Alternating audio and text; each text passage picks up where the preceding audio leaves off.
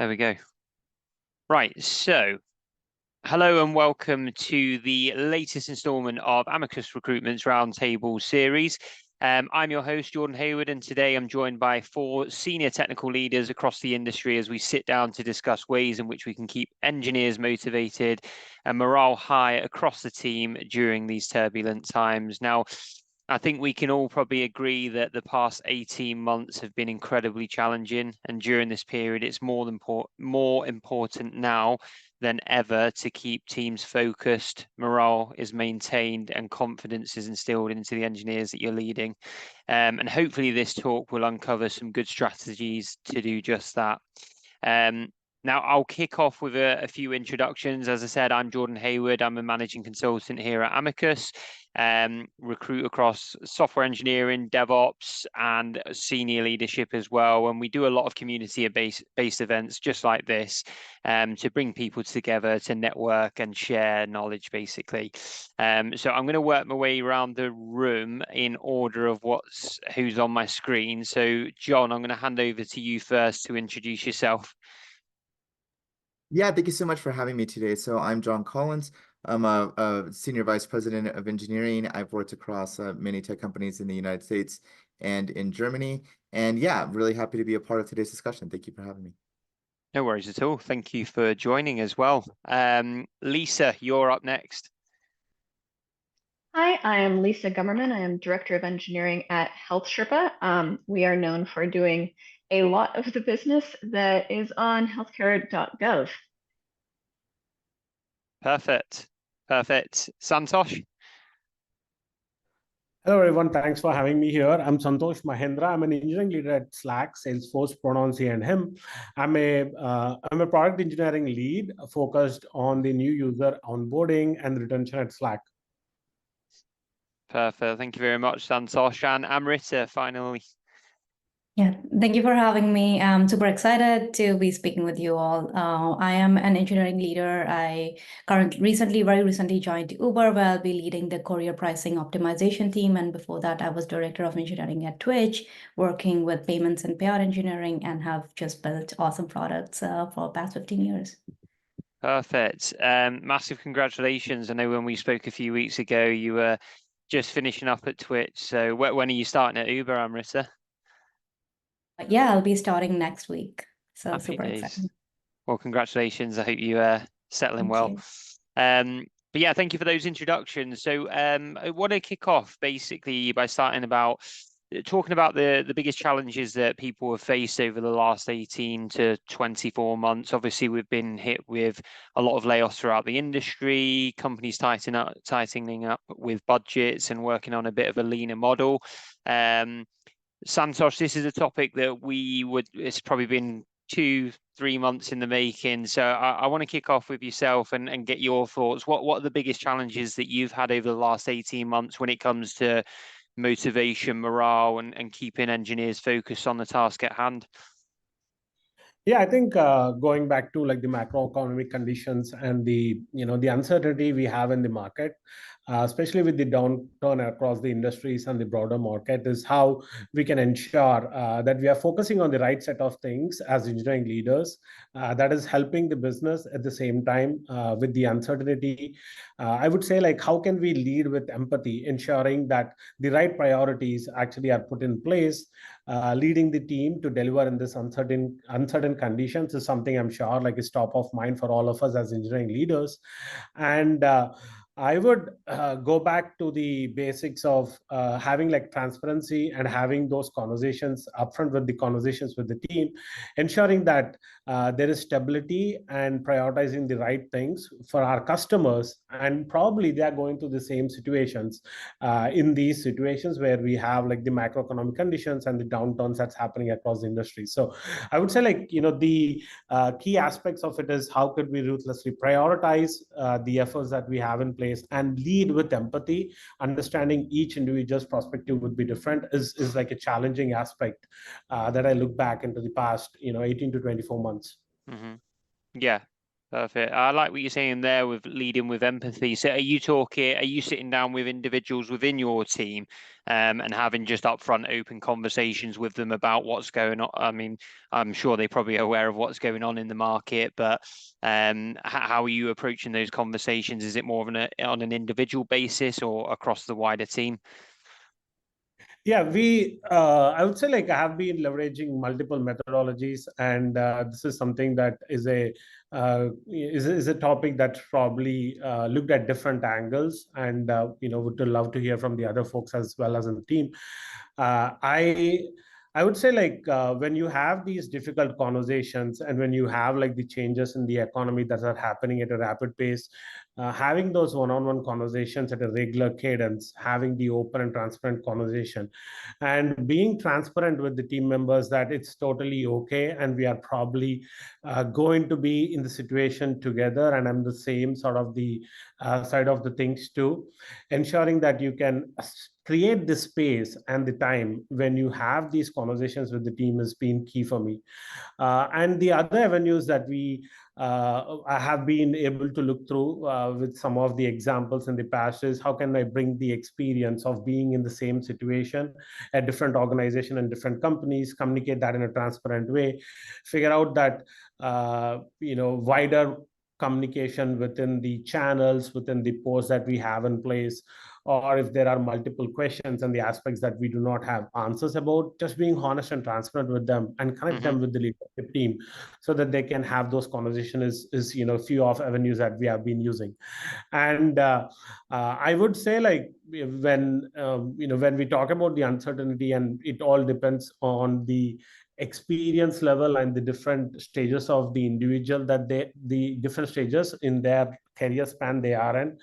So it's really tricky and complex as such to figure out like a direct approach that can work for all of us as engineering leaders, but just dissecting it, understanding like where the individuals are coming from, ensuring that we can provide the platforms for them to have transparent, honest conversations is some of the vehicles and platforms you're using. Yeah, no, I think it's so important just to be, like you said, direct, transparent, honest from the off. I mean, everyone can see what's happening in the market. And I think if you, like you said, leading with that empathy and like you're in the same boat as them at the same time. So, yeah, I think that's super important to relate to them as much as possible. Would anybody say I mean, what challenges, John, Lisa, Amrita, have you faced over the past 18 months? And is there anything that you'd agree with Santosh or what he said there? Yeah, I can chime in. I definitely agree with Santosh, right? Like leading with empathy and being transparent is super important. Another challenge I've faced as as an engineering leader is the increased workload. So, as members leave, there is a knowledge and skill gap, and you have the same existing members. Very often the business priorities and other commitments we have made to our customers, they don't change. We still need to meet those deliverables. So that means additional responsibility for existing members.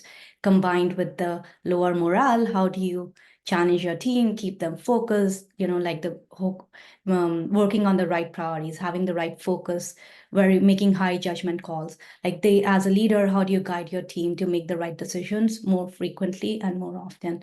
I think, and just managing their overall workload becomes quite challenging. So we need to pay attention to that as well. Yeah. No, that's perfect. How do you go about, like you said, when you've got a reduced workforce, but the expectations of customers and the business is still the same? How do you keep engineers motivated and remain focused on the task at hand, despite having to do all of these extra tasks because of the skill gaps that are there? Yeah, I think there are multiple ways to approach it. Obviously, one of them is making sure their morale continues to be what it is and doesn't take a downward run, and there are separate strategies for that. specifically in the context of workload, it's, Amazon has this principle of frugality, right? So how do you really tap into that? Are you working on the most impactful themes with the right resources, right? Like, are you, maybe there was something additional scope that you can reduce on if you're talking about a project, or if you're talking about a business priorities, can you just scope it down to the core mechanics of business and, not worry about bells and whistles? So it's really understanding what you're working backwards from and then creating a plan with the team to just meet those basics and then, reiterate and go from there.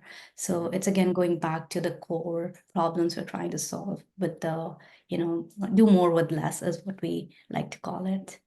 Yeah, that's perfect. Yeah.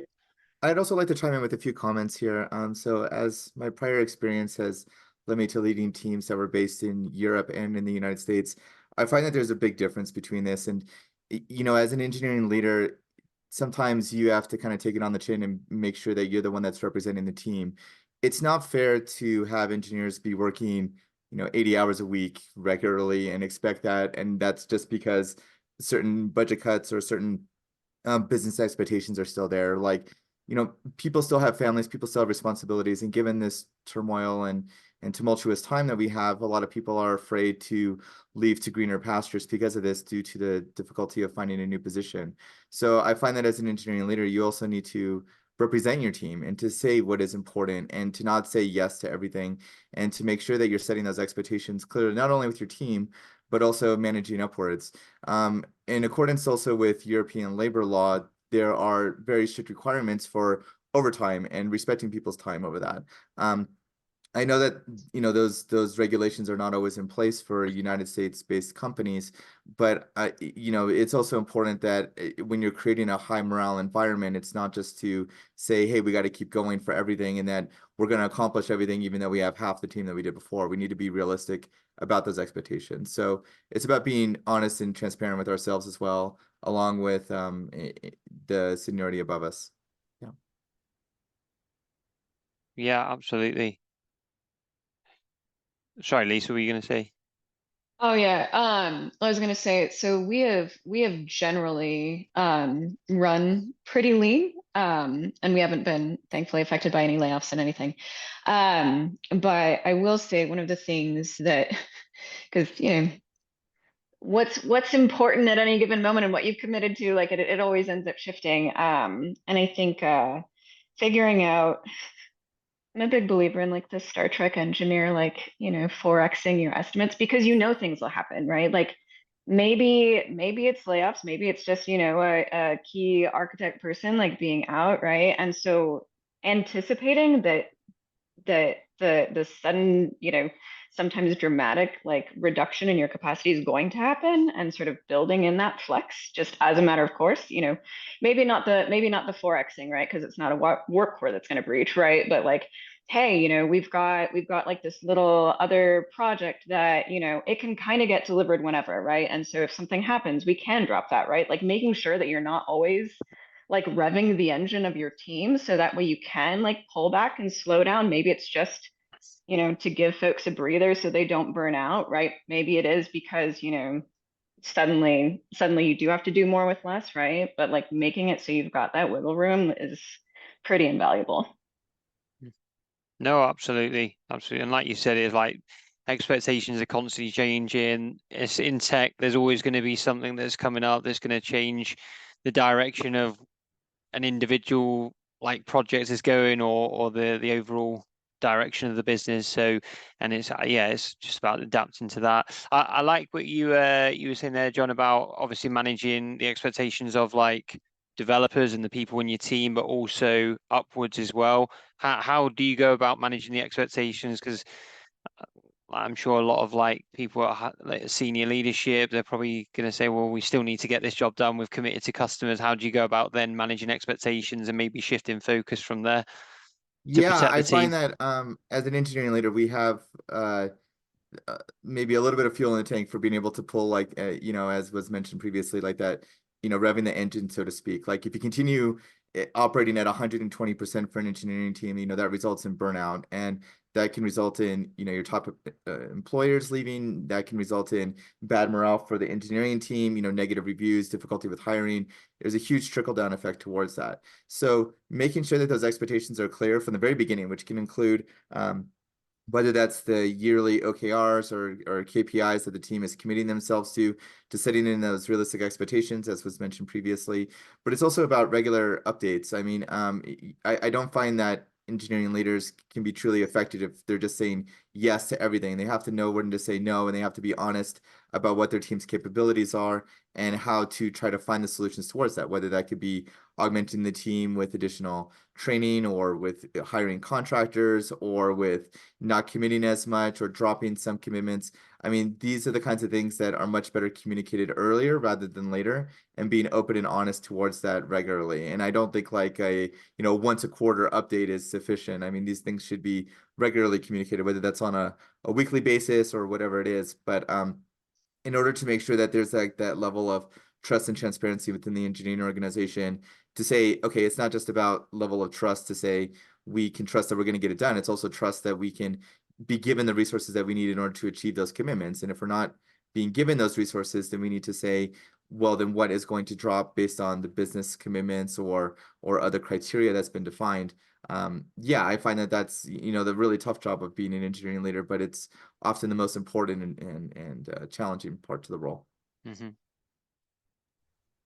Yeah, and again, going back to John's point, especially in these situations where you have the macroeconomic situations and the prioritization of the projects that align to the wider organization, I think the key for us as engineering leaders is to make sure that we can communicate and proactively communicate to our leadership on the priorities that the team is working on, seek alignment, and make sure that we are able to take on like engineering efficiency products, as well as making sure we can get products out there that will help our customers and show the value in the business and the product that we are putting together. Yeah. No, absolutely.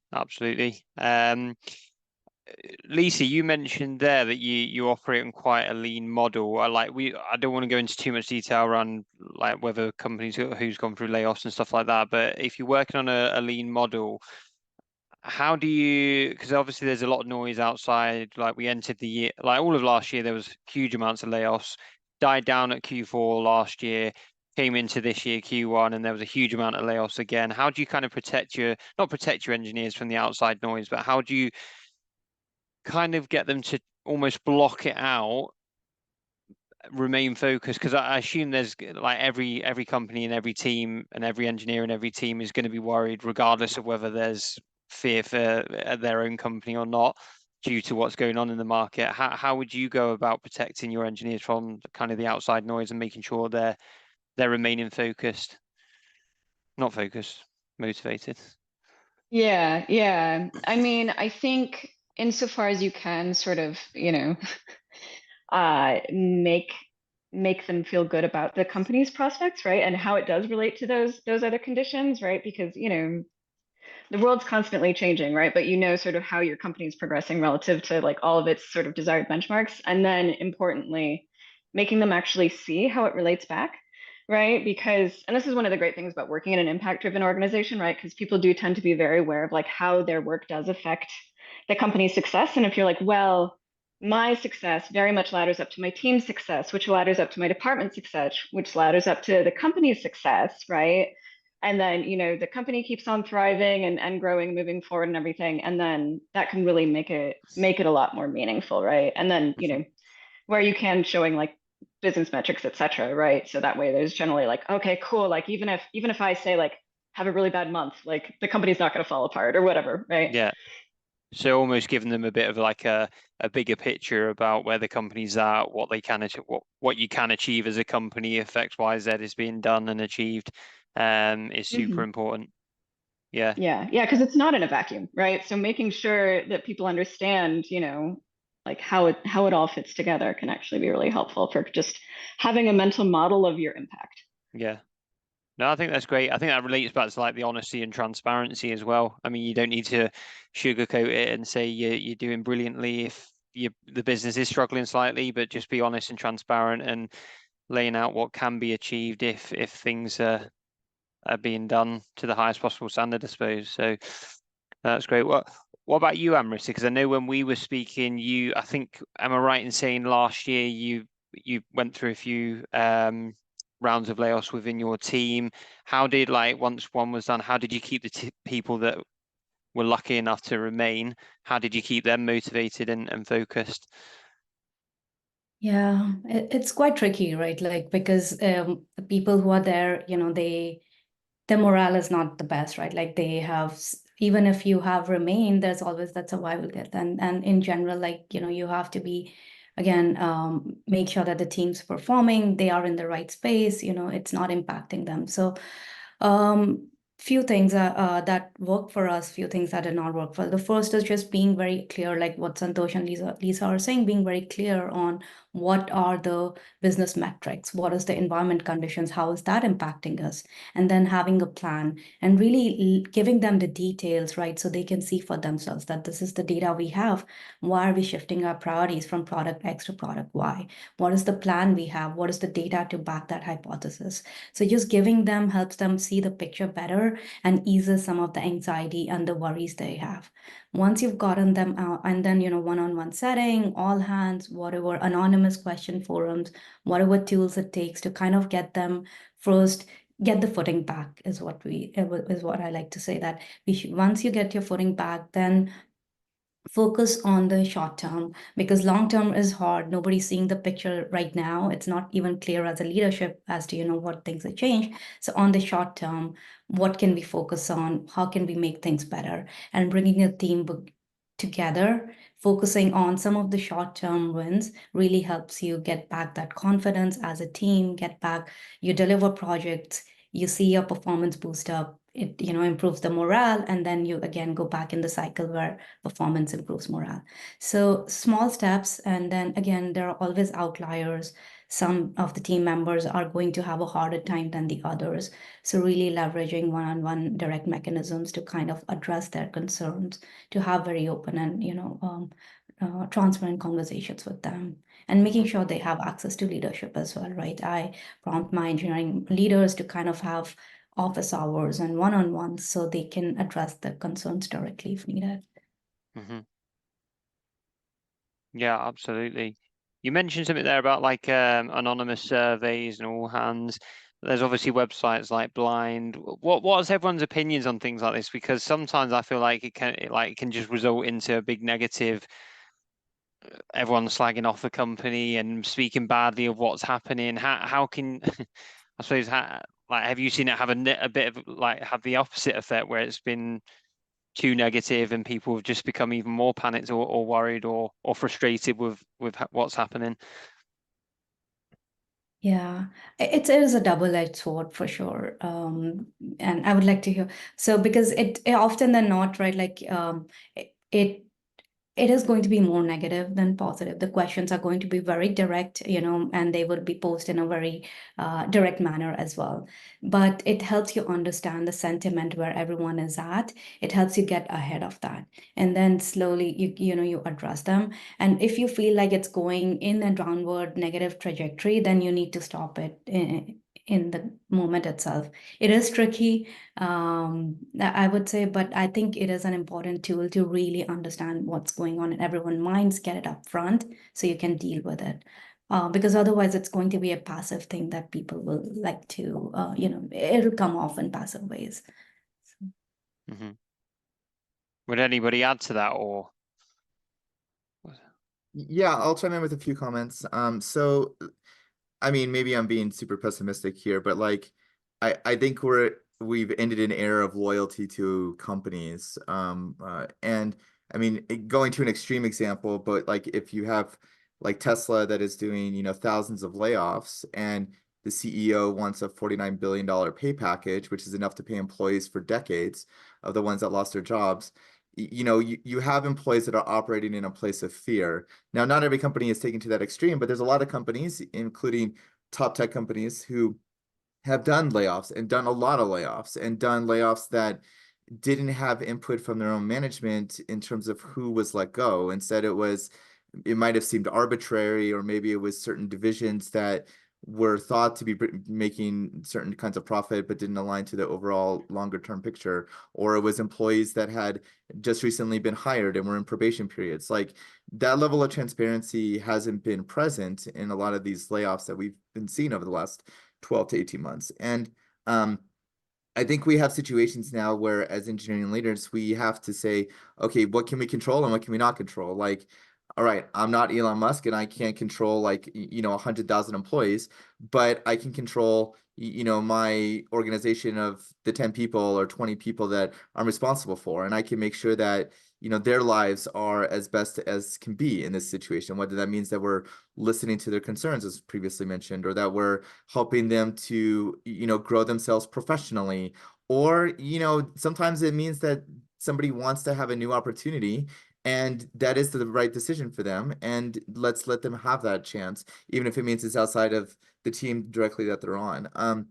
So I think that this is, it's a bit of a paradigm shift. I mean, it's not just enough to have people want to join you now for your name brand of your company, but it has to be, as what was mentioned previously, like whether that people are motivated by the impact that they're doing, or they're motivated by a strong salary, or they're motivated by recognition within the team or learning opportunities.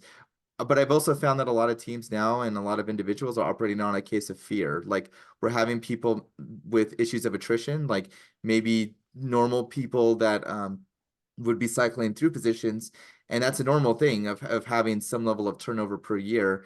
It's not happening, and instead we're having layoffs that are resulting in 10, 20, 30% of an organization being let go, instead of a natural attrition rate of a 10 or 15% of people cycling through and bringing in new and fresh ideas.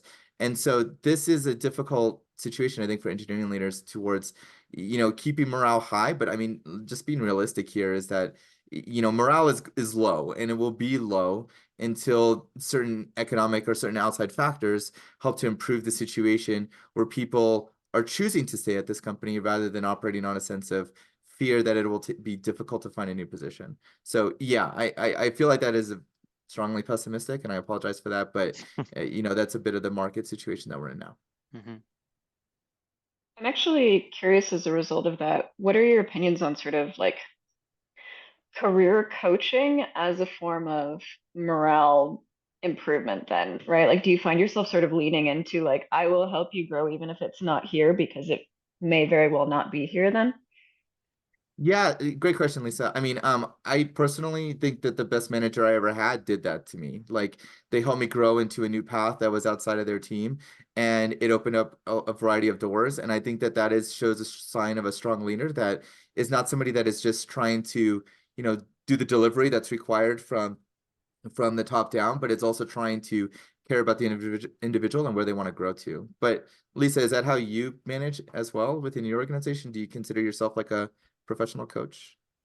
Yeah, I mean, I'm not cool enough to be a professional coach, but yeah, it's very much a thing where I do try and sort of like look at the various, skill sets and personalities on my team to, kind of figure out sort of what can go. I mean, certainly any frontline manager really needs to be thinking about like particular competencies on a team when divvying out work, right?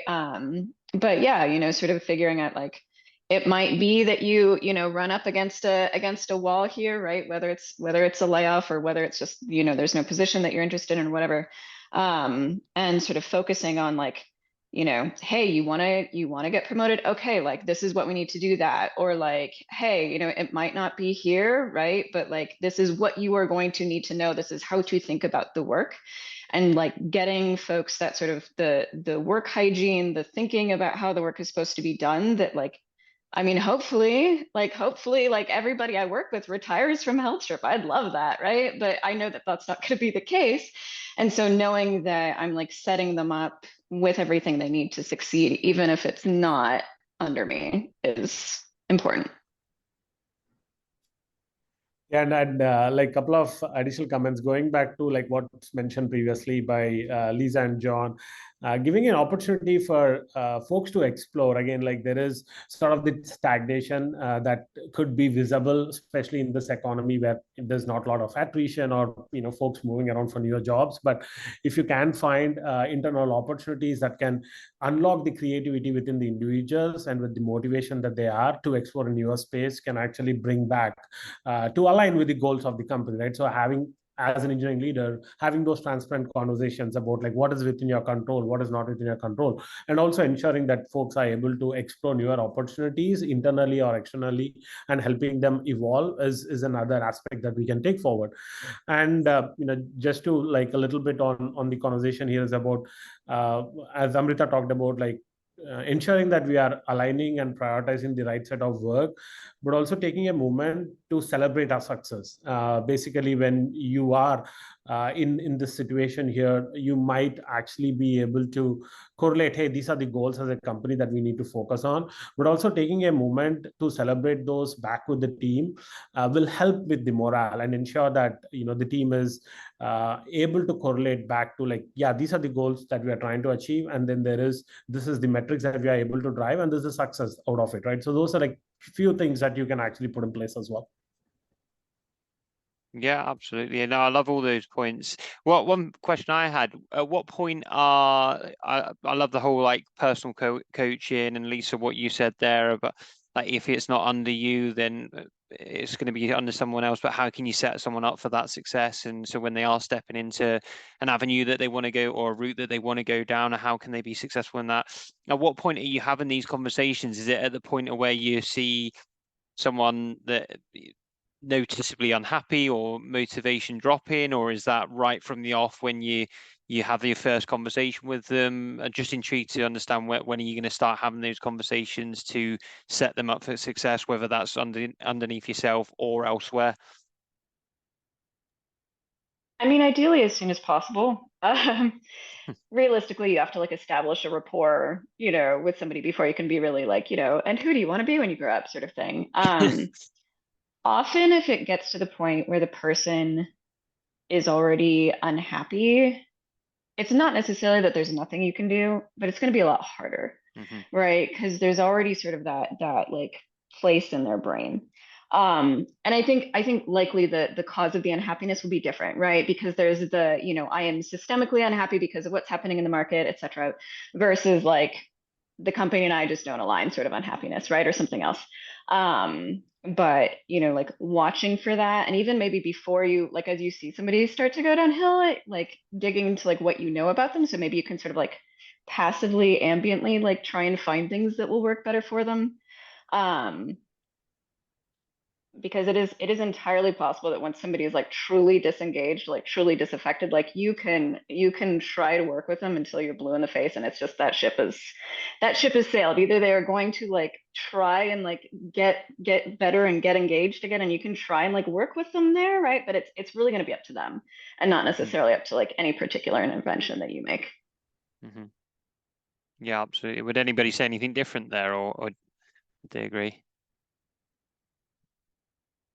Yeah, sounds like a bit of an ongoing thing, really. Like you said, as early as possible, but the more you get to know people, the more you understand what makes them tick, what motivates them. I think that's when you really start to be able to contribute to those and support them with their career growth from there. No, that's perfect.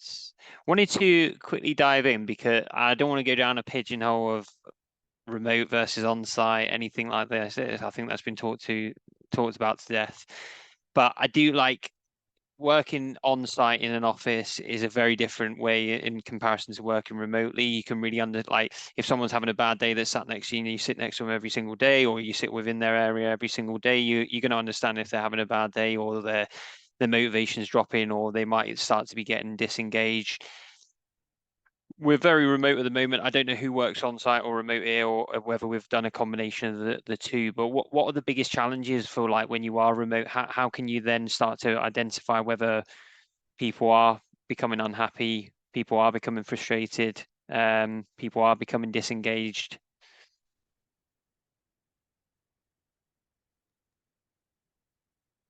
Go ahead, Lisa. Yeah, we are 100% remote and have been for a long time. It can get hard, especially engineers tend to be a very camera off crew. And so you don't even necessarily get the signals, which can be really tricky. I will say one of the things that I think we do pretty well is we are avid Slack users. Mhm. And so you can actually kind of tell where folks are at based on how they're interacting actually on Slack, right? Like emoji usage, you know, how chatty they are. Like we're really big on what I like to call working in public, right? So rather than having things like all, you know, in private messages or whatever, you know, trying to foster that sort of water cooler, like everybody's kind of ambiently aware of what's happening in those public channels can be really helpful. And then, you know, if you see, for example, somebody who maybe had been, you know, very, very chatty and now they're just like increasingly not, that can be a really big signal. And then of course you have all of like your engineering metrics tracking things where you can just sort of, you know, week over week be like, oh, this person is, there's something happening here. The numbers are telling me something. I don't know what it is, but I need to actually go talk to them. Mm-hmm. No, that's perfect. I think, John, you were going to add something there.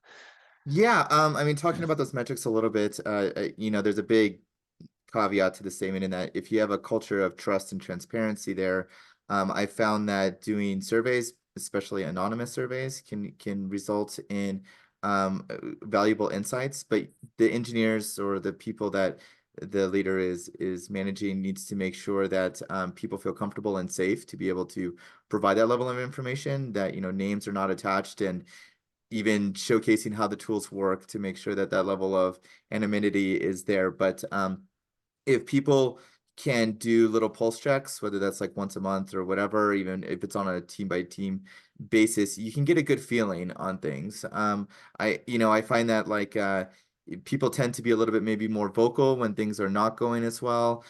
You're going to have people that will never trust the system, and so you're never going to get like 100% level of feedback. But you know, having it be where, for example, like those level of surveys go to a neutral third party, whether that's like HR or maybe another manager, and then their actual wording is parsed through, and there's not the actual text, because then you could infer who the person is that potentially wrote that.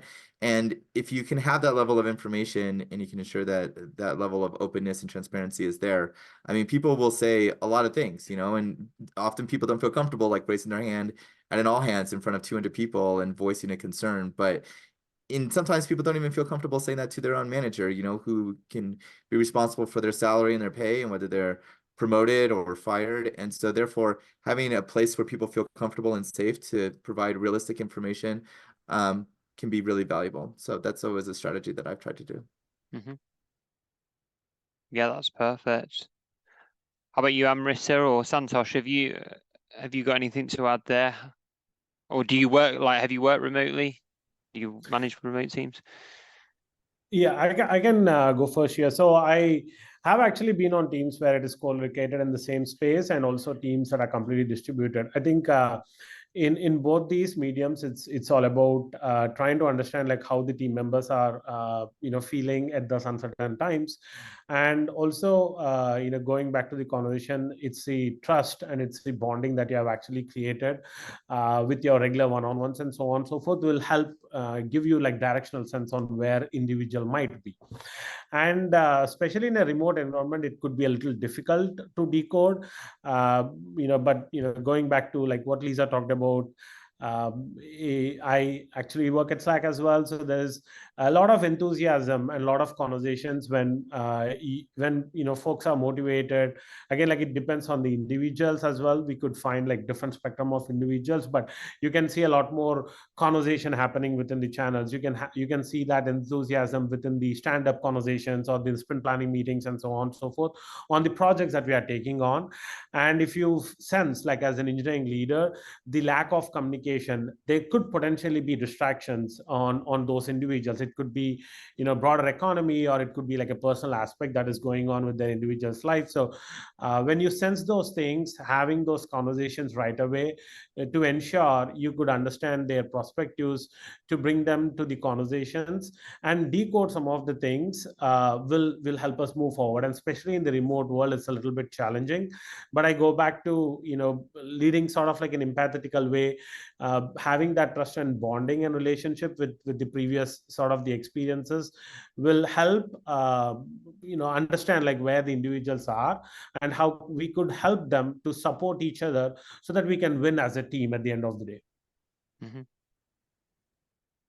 Yeah, chiming in, I think what Lisa mentioned about, like the collaboration, how that's trending. Is it increasing, staying same, decreasing is a pretty good sign of what the morale of the team is. Are they staying in their lane, or are they actually helping and, playing the field? And it goes back to, again, trust, right? At end of the day, like if when priorities change, which they will, when product will change, how are they open to those changes, or it's hard for them because again there's that fear, there's that anxiety that kicks in. So how do you continue to kind of build that trust with them is important. And outside of everything what Santosh and John mentioned, I would also like to add that some things we've done working with the remote teams, like we have 3 different teams in 3 different locations. And what we do is we try to do some team bonding activities too. And now there is always Zoom fatigue because number of meetings. So we have given a different layer on our existing meetings, like sprint plannings and Scrum ceremonies. Like we just start like with a 15-minute, just a general discussion topic, or, hey, open your cameras for 10 minutes and put in the background, which is your favorite travel destination. And turns out 50% of my team likes to go to Japan, right? So it helps them bond. Simple things like this helps, kind of get back to that original or, before that event happened in that same mindset, which kind of helps, again, improve the collaboration at the end of the day. Yeah, I used to love activities like that. When we went into lockdown throughout COVID, we used to do a pub quiz every Thursday. We were all sat at home and spent a couple of hours on a Thursday evening. So I think that's super important. But yeah, no, 100%. How much of there? We've obviously spoken about engagement and if people are collaborating, use of emojis, if people are like heavy contributors to group Slack channels and then start to ease off, that's like some real telltale signs. What about like actual, like, do you look into like the actual outputs of what people are doing and the performance of, not the performance of their work, but like what their outputs of work is and whether they're meeting targets or deadlines that they need to? How much of that do you look into to really understand if someone's not happy again or disengaged? I'll open that up to anyone. Yeah, I think this is a slippery slope, honestly. Maybe to be pessimistic again, I apologize there. But I've worked in companies that have had tools that will measure employee output, whether that's through, the number of software code commits, the number of bug fixes that they've done, et cetera. And it has never gone over well. I mean, engineers feel like they're being micromanaged, that there's kind of like a big brother that's watching them in this case. Overall, I find that teams need to deliver, and there's a certain aspect towards trust that's there. And it shouldn't be that, you're going through a quarterly OKR review and all of a sudden it's like, oh, you only achieved 20% or the team only achieved 20% of what they had initially committed themselves to. I'm a fan of trying to set strong goals and try to make sure that teams have a good alignment towards what they think that they themselves can commit to. But as Lisa mentioned earlier, there's also aspects towards life that will happen.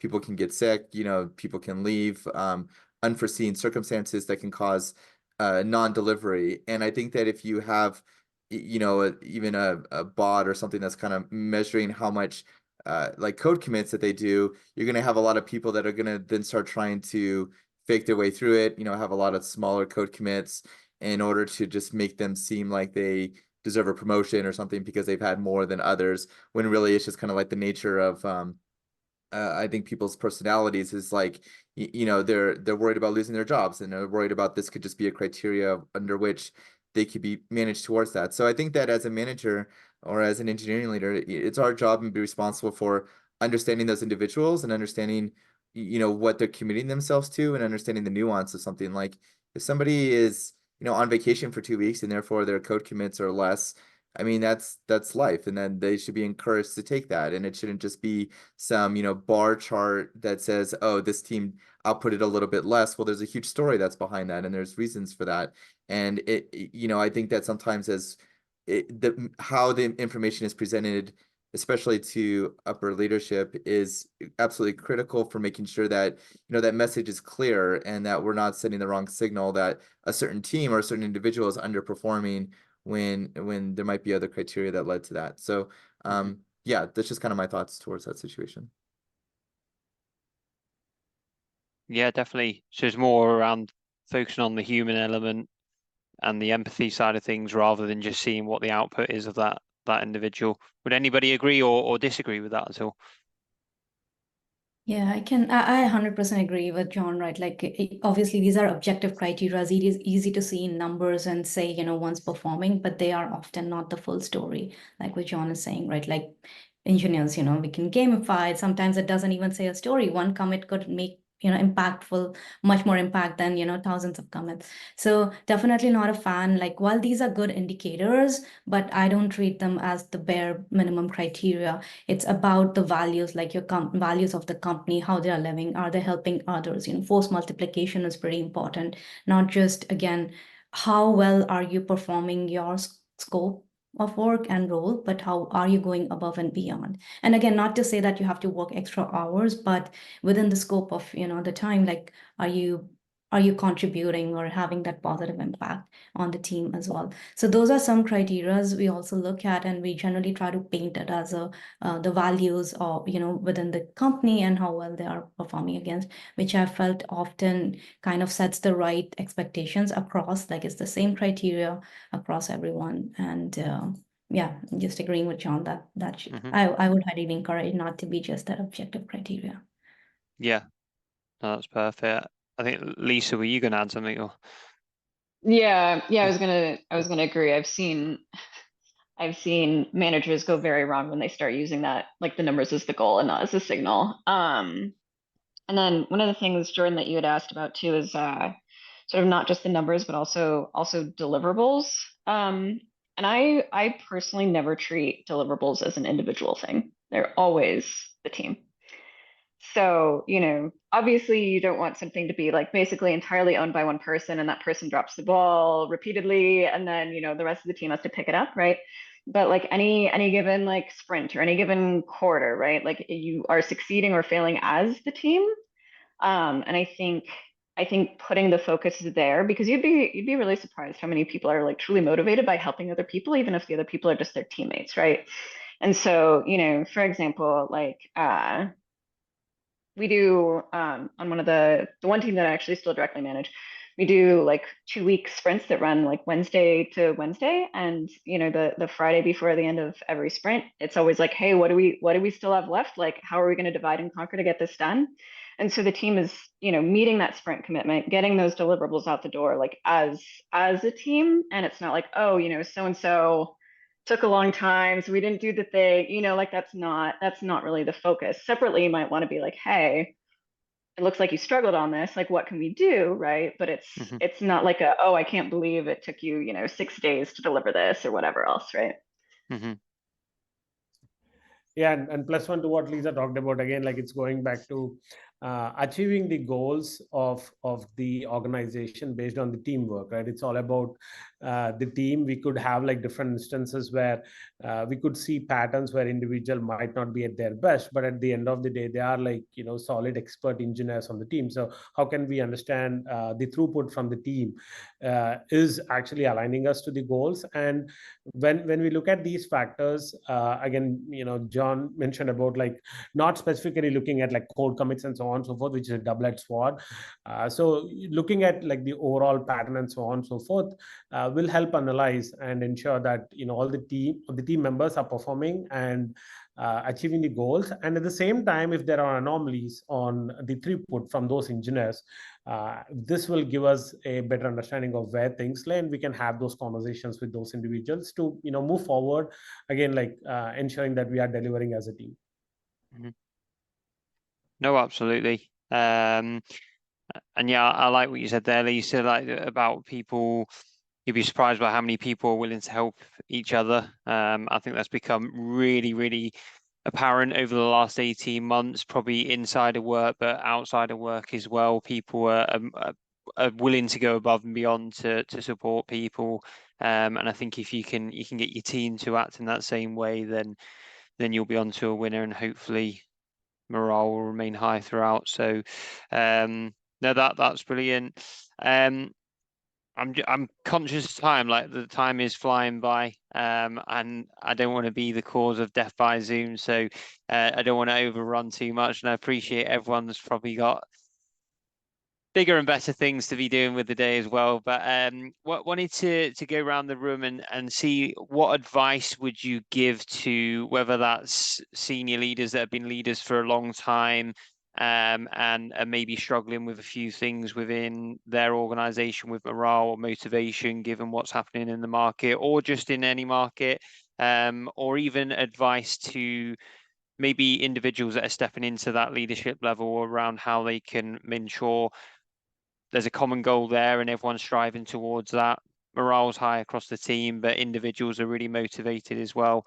Any advice that you would give to those sorts of people? And I'll open it up, or I can go around the room. Amrita, I'll start with you. I'll go back to front this time.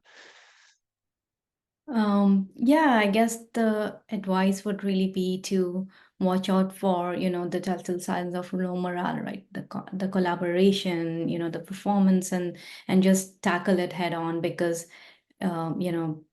lower morale, lower performance results in lower morale, and you don't want your team going that downward spiral. So watching it up front, addressing it head on. How do you address it? Build the right trust with your team, be open and focused communication, being very transparent, as others have listed off previously, and then prioritizing on what's important and being on the same page with you and your leadership and your team as well.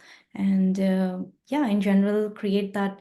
Hold on to the good moments, make sure that you're celebrating your wins, like Santosh said, and recognizing the people who are doing good work. Yeah, absolutely. I think celebrating the small wins or any wins at the moment is so important and really significant. It's easy to talk about everything that's going wrong or how bad the market is and stuff like that, but if we're celebrating those small wins, then it's just a boost for everyone. So yeah, love that. Thank you very much, Amrita. Santosh, how about yourself? Yeah, going back to the conversation we have been having so far, I think it's all about like acknowledging we are all in this together, and leaning on things that we can control and we cannot control as such, bringing the nuances and the details on how the work that we are doing as individuals, as a team, ties back to the organization, reiterating the mission and the goal for the team.